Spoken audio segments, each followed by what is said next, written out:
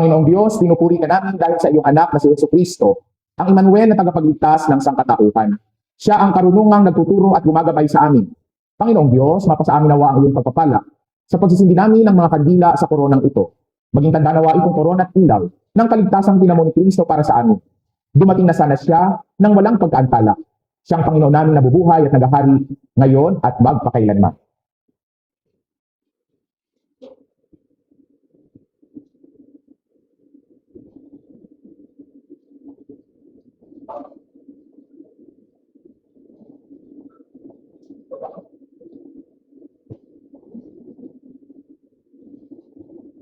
O dakilang Ama, sa pagsisimula ng aming paglalakbay ngayong panahon ng Adbyento, sinisindihan namin itong kandila ng pag-asa. Pagkalooban mo kami ng sigasig na umasa. Umasa sa iyong presensya, umasa sa iyong kapayapaan, at umasa sa iyong pangako. Padaanin muna natin matraffic sa EDSA. Ayun. Happy New Year! Hindi mo Merry Christmas. Happy New Year pa lang ang pinag-uusapan natin. Ala, patay sila Merry Christmas agad. Nako, magwa-walk out ako. Hahanap kayo ng paring magtatapos ng misang ito. Wala pa pong Merry Christmas. Pero may Happy New Year na. Bakit? Sapagkat po ito ang unang linggo ng Adbyento. At sa araw na ito'y ating sinisimulan ang isang bagong taon ng tinatawag nating liturgical calendar. Ang problema kasi ang ating New Year sa civil calendar magsisimula sa January 1 pagkatapos ng Pasko. Kaya kapag binati ng Happy New Year ang marami ngayon, nalilimutan nilang Katoliko sila. Sasagot ka agad ng Merry Christmas. Ay, pag sumagot ka ng Merry Christmas, protestante ka. Hindi ka Katoliko. Bakit? Kasi nga po, sa ating araw o sa ating panahong liturhikal, ito ang pagsisimula ng isang bagong taon. Bagong simula at bagong pag-asa. Kaya nga kung mapapansin nyo sa ating Advent tree, may sinindihan tayo. Ang unang kandila na kulay lila o kulay violet ay tinatawag nating candle of hope. Kandila ng pag-asa. At pag sinabi nating pag-asa, ito'y sapagkat nagsisimula ang isang bagong taon. At sa pagsisimula ng bagong taon, binibigyan tayo ng Panginoon ng panibagong pagkakataon. Gumawa ng mabuti, lumalim sa karunungan, at maging mas matibay ang ating pakikipag-ugnayan sa Kanya. Kaya nga kung papansinin natin ang ating Ebanghelyo, napakaganda ng mensahe nito. Pero alam po ba ninyong, kapag nababasa ko yung Ebanghelyo na yan, napapadasal ako sa Diyos. Bakit? Kasi sabi ko, Lord, bakit unfair? Dalawa yung gumawa sa bukid. Kinuha mo yung isa, pero naiwan yung isa. May dalawang, may problema po ako sa pagiging Tagalog ko, kung meron man po ditong Tagalog. Agree or correct me. Kasi pag sinabi pong gumigiling,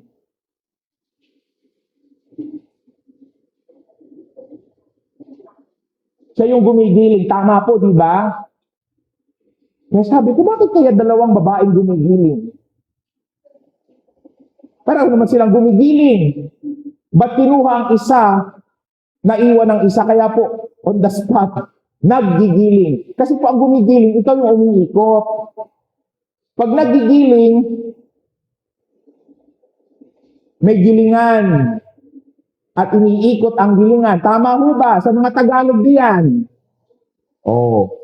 Kaya minsan sabi ko, sablay yung translation. Bakit ganun? Pareho naman silang gumagawa, sabi ko sa Panginoon. Pareho naman silang kumilos. Ba't may naiwan at may isinama? Kaya tanong ko, pagkatapos kong tanongin yun, anong meron doon sa naiwan na wala doon sa kinuha? Or vice versa, anong meron doon sa kinuha na wala doon sa naiwan? At dito natin dapat matutunan ano ang karunungan ng Diyos. At ano ba talaga ang karunungan ng Diyos? Well, simulan natin doon sa konteksto ng ating buhay at karanasan. Kapag pumapasok na ang mga bare months, lalo na ang December. Ewan ko kung napapansin niyo ito, pero dito sa Pilipinas, wari magang pag nag-September, not just because we celebrate the longest Christmas, dahil pagtungtong ng September 1, nagpapatugtog na tayo ng Christmas songs. Isa po ako sa may ganyang ugali. September 1 po pinatutugtog ang mga tugtog ng pamasko. Guilty as charged. Pag pumasok na po ang bare months, parang ang mga Pilipino lagi nang busy. Napansin ko pag pumasok ang bare months at pagpapalapit na ang December, ang kalsada laging puno. Hindi ko alam kung may mga uod sa paa ang mga Pilipino, pero parang pag bare months, lagi silang kailangang nasa labas. May inaasikaso at may pinagkakaabalahan. Father, anong issue kung may mga inaasikaso at pinagkakaabalahan kami? Yun nga po ang punto. Anong sabi ng Panginoon doon sa unang bahagi ng ating Ebanghelyo? Malinaw po ang kanyang sinabi. Maging handa kayo. Kung ito'y ating ilibigay sa ilalagay sa ibang konteksto ng pananalita, sasabihin, maging mapagmatyag. At kung tatanungin natin ang ating sarili, ano po ba ang mamatyagan ko? Ano po ba ang babantayan ko? At malinaw na sinabi ng Panginoon, kung alam lang ng may-ari kung kailan darating ang magnanakaw, babantayan niya ang kanyang bahay para hindi mapasok. So, ibig sabihin, magbabantay ka doon sa mga bagay na hindi mo inaasahan. Magbabantay ka sa mga pangyayari na biglang darating. Ano ba ang problema pag hindi tayo naging mapagmatyag? Ano ba ang nagiging problema pag hindi tayo nagbabantay? Siguro magandang tingnan natin yung Ebanghelyong ito sa konteksto ng isa pang Ebanghelyo o pagbasa ng Ebanghelyo. Aroy! Sabi na kasing basahin. Sa konteksto ng ibang Ebanghelyo. At ano po yung konteksto ng Ebanghelyong aking sinasabi? Balikan po natin yung mga talinghaga ng Panginoon. At may napakagandang talinghagang ikukwento sa atin na ganito. Di ba pag may nag-aararo daw, hindi ka pwedeng mag-araro ng bukid kung ikaw ay palinga-linga. Hindi ka pwedeng mag-araro ng bukid kung mayroon kang tinitingnan sa likod mo. Bakit? Kasi po, ang araro o pag-aararo at paghahanda sa lupa upang pagtaniman, mahalaga na yung daan ng iyong araro ay tuwid. Agree or disagree sa mga agriculturist dyan? Dapat tuwid. Bakit? Hindi pwedeng paliko-liko kasi isa, pwedeng magsalubong yung mga nangilikong dinaanan ng araro. Pangalawa, pag liko-liko ang araro mo, mas marami kang maitatanim pag tuwid ang dinaanan mo, kaysa yung pitak mo ay hindi pantay. Kaya mahalaga na tuwid ang pagdaan mo sa araro, pero para maging tuwid yan, kailangan merong kang focus. Sabi nila, pag nag-aararo ka, kailangan nakatingin ka lang dun sa pupuntahan mo. Huwag kang lumingon sa kaliwa, huwag kang lumingon sa kanan, and much worse, huwag kang tatalikod. Pero ano ba ang iniaalok ng mundo sa atin? Kung titingnan po natin ang mundong ating ginagalawan, ang galing-galing ng mundo. Bakit? Kasi ang mundo ay maingay, makulay, masaya. Hindi siya sinasabi kong malungkot. ang pagsunod sa Diyos. Pero kasi ang mundo, nag-o-offer sa atin ng mga bagay na paglilingkuran natin.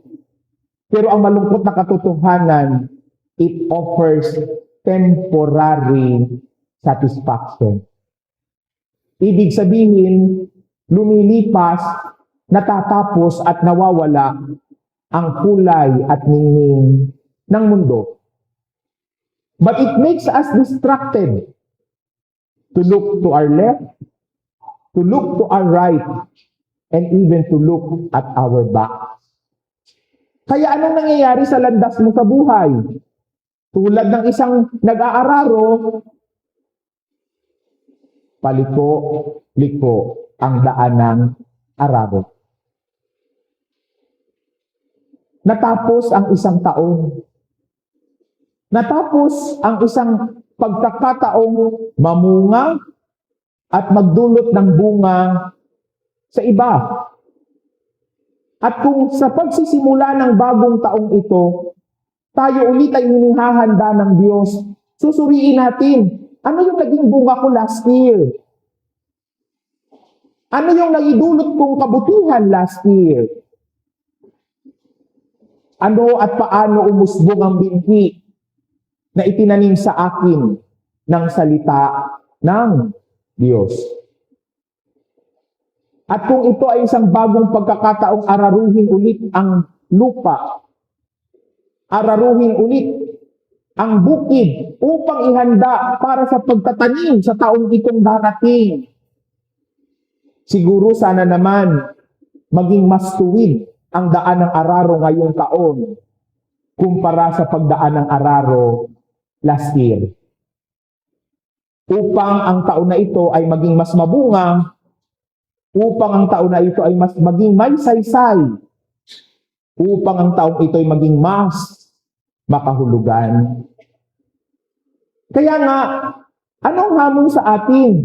Sa gitna ng maraming kaabalahan, sa gitna ng maraming mga bagay na kumukuha ng ating atensyon, tatlong bagay. Pag pumupunta ka sa isang railroad crossing o yung pagtawid sa isang rilis ng tren, ano yung tatlong salitang makikita mo bago ka tumawid sa rilis ng tren?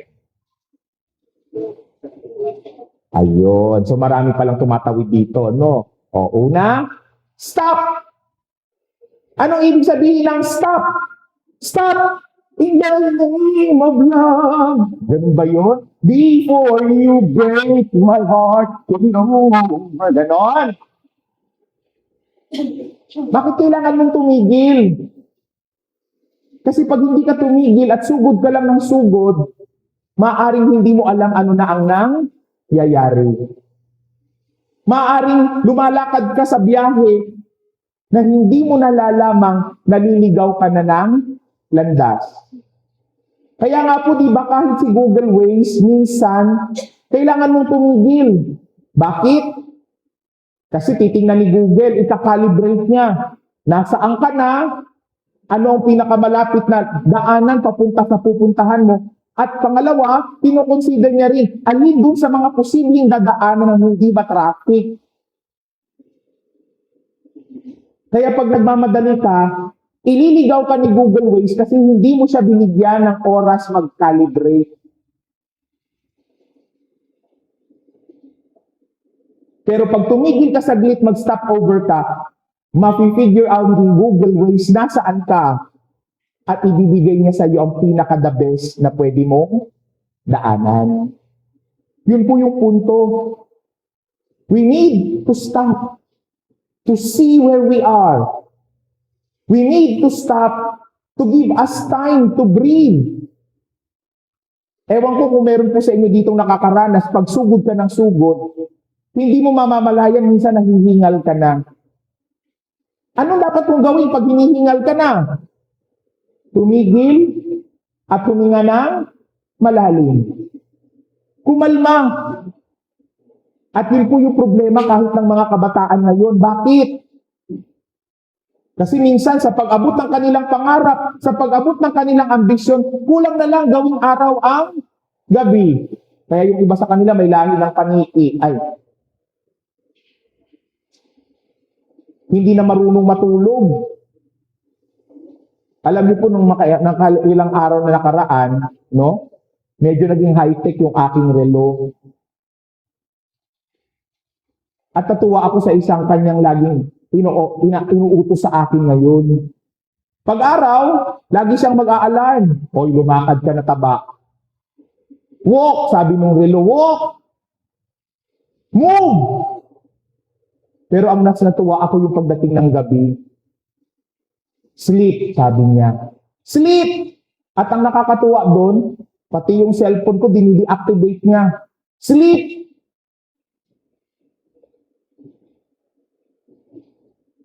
Mahalaga pala yun. Mahalaga, hindi lang yung pagkilos mo sa araw, kundi mahalaga rin na pagdating ng gabi, matuto ka rin matulog. Stop. Look! Ano ba yung mga kailangan mong tingnan? Kasi alam niyo po, pag hindi tayo marunong tumingin, minsan hindi natin alam kung anong meron tayo at kung ano na yung nawawala. Lalong-lalo na kapag ang tingin natin ay sa malayo at hindi natin nakikita ang ating sarili. Nakita mo yung ganda ng kapitbahay mo, tapos sasabihin mo, sana all maganda. Eh di wow.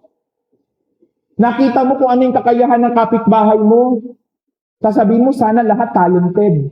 Eh di wow ulit. Nakita mo kung anong meron sila, at sasabihin mo, sana lahat mayaman. Mas lalong eh di wow.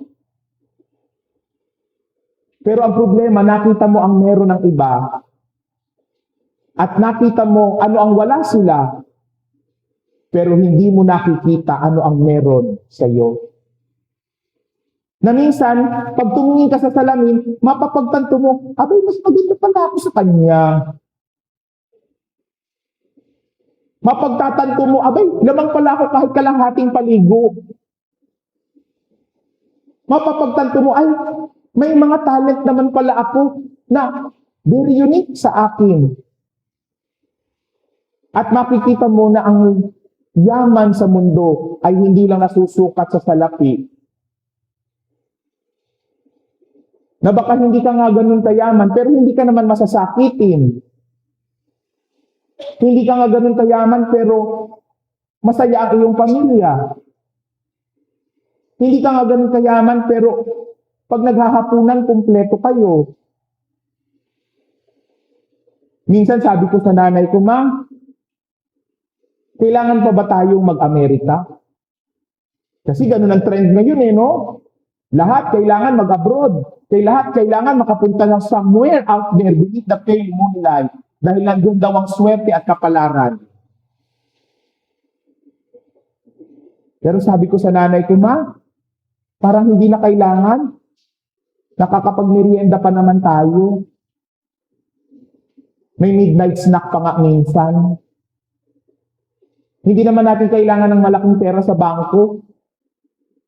Kasi hindi naman tayo nagkakasakit. At yun yung mas magandang grasya kako, na walang nagkakasakit. Hindi natin kailangan ng maraming ari-arian. Hindi naman natin madadala yan sa kabila. Ang mahalaga, we have each other. Ang mahalaga, kaming magkapatid nasa isang bansa at pwede kaming magkita anytime. Yung bang hindi man kami buwan-buwan nagkikita, pero ako I appreciate so much, lalo na yung pinakalas kong dalaw na matagal. Kuya, marunong ka mag-drive ng matic? Sabi ko, siyempre naman. Manual at matic. Bakit? Pwede bang ikaw mag-drive, sunduin natin yung pamangkin mo? Yung kotse ko na gamitin natin, pero sunduin natin yung pamangkin mo sa eskwela. Sabi ko, bakit yung kotse mo pa? Eh di yung kotse ko na lang, tuwan-tuwa. Oh, halika na, sabi ko sa isang anak, sumama ka magsundo. Sasakay tayo sa kotse ng kuya, ng tito mo. Pagdating namin doon sa eskwelahan, saan ang parking? Sabi niya, dun, kuya, may mataas, may mababa. Saan ka nagpa-parking? Doon sa bababa, di ko kaya mataas. Sabi ko, huwag ka mag-alala. Frustrated taxi driver ang kuya mo. Kaya ko yung parking na yan. But when I experienced that day, it made me look. Look at what I have. And look that kung nakikita ko mang mapalad ang iba, sa ibang paraan, mapalad rin ako. Look. Listen. Ano yung ibig sabihin ng listen? Makinig. Ano ba yung dapat pakinggan? Kasi pag sinabi natin dapat pakinggan, bukod sa salita ng Diyos, dapat naririnig natin yung mga palatandaan sa paligid natin. Parang trend. Ba't kailangan mong mag-listen? Kasi para alam mo na may paparating na trend. Hindi mo naman kaagad makikita ang trend. Pero anong una mong mararamdaman kapag nandun ka sa railroad crossing? Sabi nung trend, "Tutut!" Pero ibig sabihin ba nakita mo na yung trend? Hindi. Listen means matuto kang makinig sa pagkakataon. Matuto kang makinig sa iyong katawan. Matuto kang makinig sa iba't ibang pangyayari sa iyong buhay. Yung iba sasabihin, Father, ba't ako inatake? Eh, hindi mo pinakinggan yung katawan mo eh. Yung simpleng sakit sa balikat, palatandaan na yan eh. Yung simpleng pagkahilo, palatandaan na yan. Pero anong problema? Hindi ka marunong makinig. Nagdadabog yung anak mo. Wala kang galang. Baka naman hindi yan nagdadabog dahil walang galang, kundi nagdadabog dahil humihingi ng tulong. Alam niyo po sa larangan ng mental health, mahalaga po ngayon yung sinasabing red flags. Ano po yung red flags? Minsan pag bumaba ang grade ng anak mo, minsan pag hindi siya madalas sumabay kumain, minsan pag mas madalas siyang lumalabas ng bahay than the usual, these are red flags. Minsan biglang tumahimik, minsan biglang hindi na nakipag-usap sa iyo. These are red flags. Yung mister mo biglang nanlamig sa iyo. Yung mister mo ba hindi ka na inaaway kasi hindi ka na kinakausap. Red flags. Kahit sa sarili, may mga red flags. Kung dati sa umaga, mabilis kang bumangon, pag medyo tumatagal ang oras ng iyong pagbangon, red flags. Dati gustong-gusto mo may kausap, ngayon mas madalas mong gustong mapag-isa, red flags. Pero ang punto, paano mo malalamang may red flag? Kailangan marunong ka munang makinig.